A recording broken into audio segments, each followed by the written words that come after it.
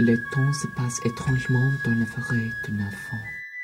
Le vilain du village dit qu'une fée malfaisant l'a ensorcelé il y avait longtemps. Le guerrier du village l'a tué, mais l'ensorcellement y reste. Et des voix du vilain sifflent. Ils disent que la fée ne porte morte, qu'elle vit et qu'elle attend au moment qu'on ne crée plus d'avoc.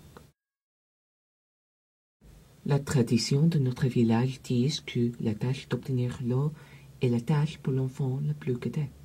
Mais non, le trou d'eau reste presque 2 kilomètres de notre maison, trop long pour ma sœur d'y marcher toute seule.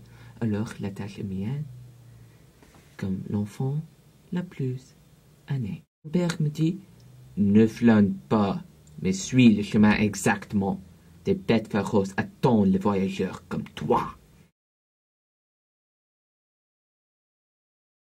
Je marche au cœur de la forêt. Mais le bois d'eau est trop lourd et je dois rester un peu. Une voix étrange vient des arbres. Une voix d'un autre monde. Je suis la voix et il commence à neiger.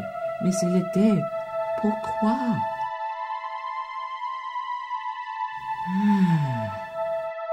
Une belle femme. Quand je l'ai vue, je voulais me déshabiller violemment.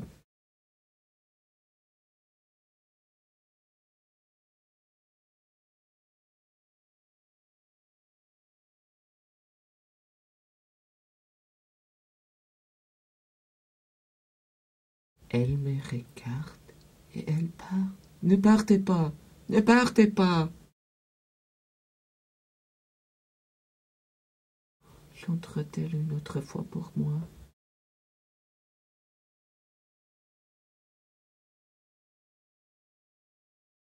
Demain?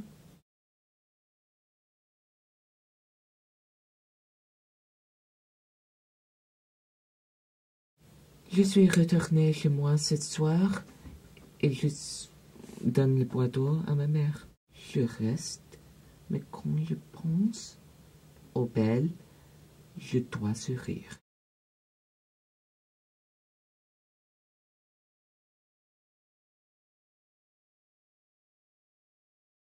Mais les autres, comme mon père, me voient et ils se fâchent. Pourquoi es-tu tellement heureuse? Demande-t-il.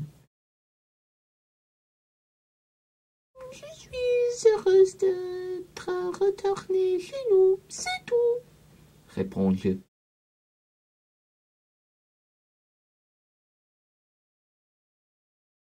Ma petite sœur, Brigitte, me voit curieusement. Je veux que quelqu'un sache mes secrets, mais si quelqu'un le sait, je craigne que je ne le ferai plus. Et ce sera tragique.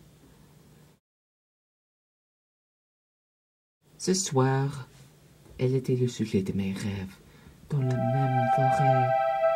Elle chante dans la même manière. Quelle magnificence! Je dois y revoir une autre fois. Ce matin prochain, je suis parti. Ma mère disait que j'étais pâle et que j'étais aussi trop distant. Pas de concert, je dois revenir chez cette femme.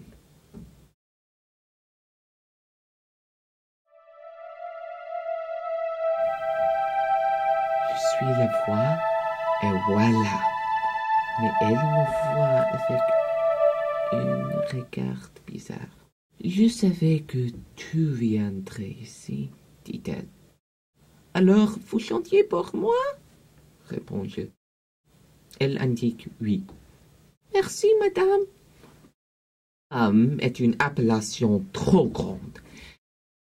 Appelle-moi Thèvres. Retourner chez Moi, je ne peux pas couvrir ma joie,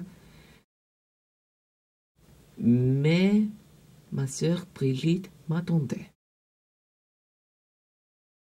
Tu étais avec elle, n'est-ce pas? Demande-t-elle. De quoi parles-tu? Réponds-je.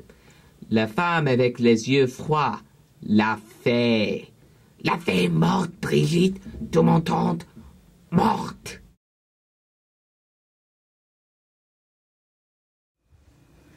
Des images horribles me dérangeaient. Mais cette femme, elle ne peut pas être la fée. C'est impossible. Personne assez belle ne peut être malfaisante. C'est impossible. Parti. Je disais que je suis allé chez mon ami Poutin. Je lui ai rendu visite, mais seulement pour éviter des questions bizarres. Ma mère craignait de plus en plus en moi. Pas de concert, je peux m'occuper de moi, pas de problème. C'est sa meilleure chanson. Mais je sais que aujourd'hui, c'est un peu différent. Suis-moi si tu veux apprendre un secret. Invite-elle. Je veux la suivre, mais les mots de Brigitte me dérangent. Que veut-il? Que veut-elle dire? Elle ne peut pas être la fée, c'est impossible. Nous allons à un cimetière. Arrête et elle indique à 2 tombes. Mais je ne sais pas pourquoi. Le premier tombe, il y a un hexagramme, un nom et une date de décès. Et l'autre tombe, c'est mon nom. Mon Dieu.